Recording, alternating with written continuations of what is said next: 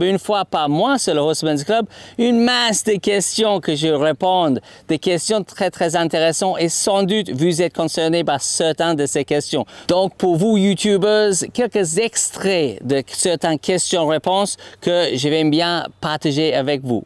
Grosse majorité des problématiques dans vos questions et tout ça que j'ai lu, je me suis dit, en fait, on peut diminuer toutes ces choses en disant, quand on a un problème, si ce n'est pas la fuite ou la bonne solution ne lui profite pas assez ou la mauvaise solution ne lui profite trop ou la bonne réponse n'est pas assez confortable ou la mauvaise réponse n'est pas assez inconfortable. Je fais attention quand je dis ça parce que parfois les gens pensent que la mauvaise réponse n'est pas assez inconfortable, donc il faut péter sa gueule, il faut te punir. Non, je n'ai pas dit ça. Mais imaginons que je menais un cheval et il s'arrête.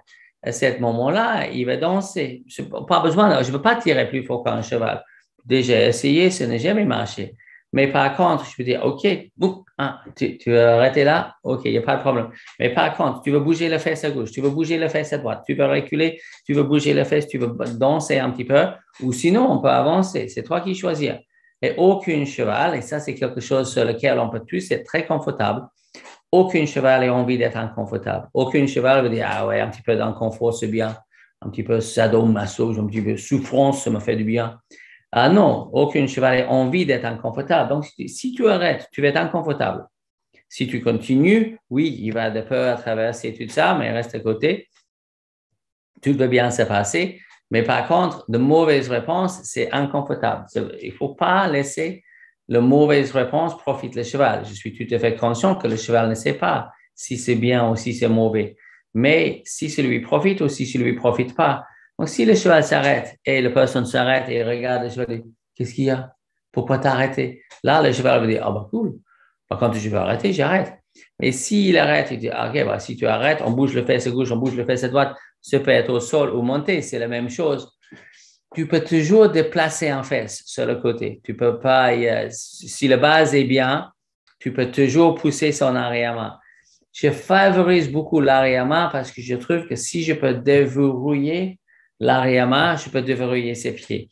Mais je ne peux pas juste tirer le cheval en avant. Monter, le cheval se pile. Je ne peux pas juste forcer le cheval d'avancer. Parfois, ça part dans les défenses dangereux.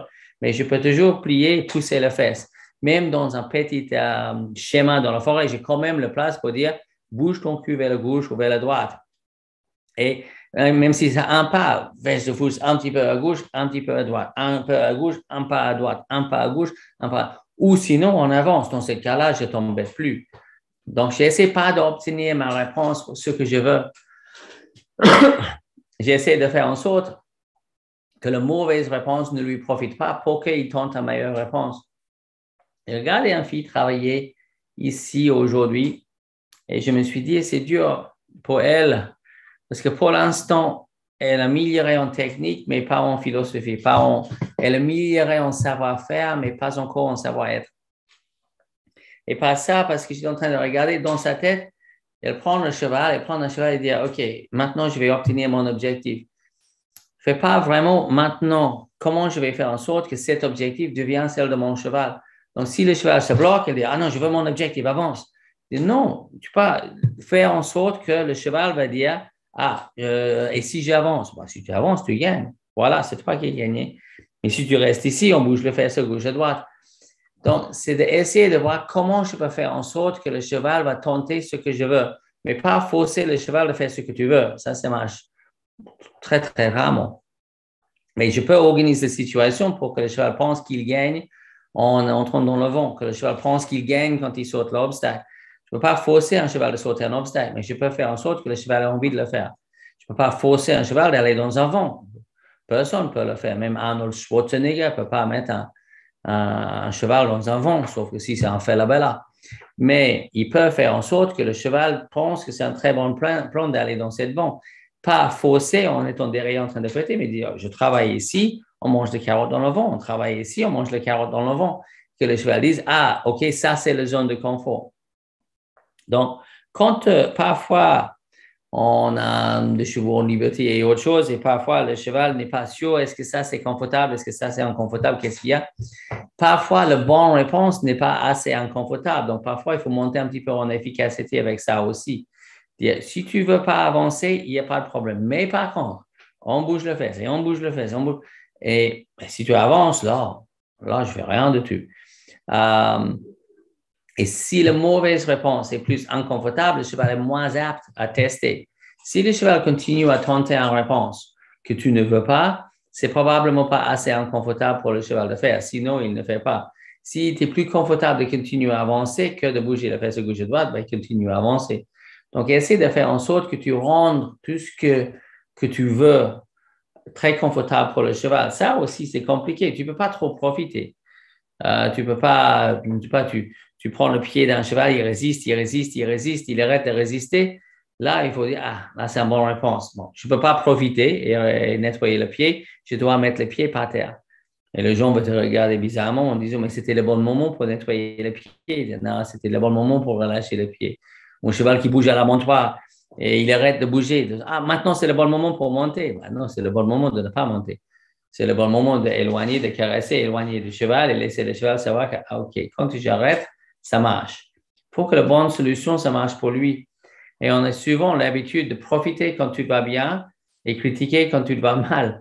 Il faut absolument profiter. Quand tu vas bien, il faut laisser le cheval profiter de cette situation. Vous ne pouvez pas profiter au début. Vous pouvez profiter après. Mais d'abord, il faut que c'est le cheval qui gagne. Et après, vous pouvez gagner. Et pour l'homme, c'est très compliqué parce que ce n'est pas du tout dans cet esprit qui travaille. Et moi, je veux mon objectif. OK, mais pour l'instant, tu ne peux pas l'avoir. Mais tu peux faire en sorte que ça devienne son objectif. Comme ça, tu peux profiter après. Tu vois, je veux vermifuge le cheval, il arrête. Ça, ce n'est pas le bon moment de mettre le vermifuge. Ça, c'est le bon moment de relâcher et laisser le cheval en petite pause d'une minute ou deux et après refaire. Quand je défends, c'est pire. Quand j'arrête, c'est mieux.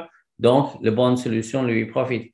Et après, tu vois, dans la question, je peux mettre un compote de pommes. Si tu mets le vrai vermifuge après, quelqu'un a dit oui, mais si je mets le vrai vermifuge après, il va détester. Tu suives tout de suite après avec la simulation. Et compote, tu fais le vrai vermifuge, tu refais le compote assez vite après.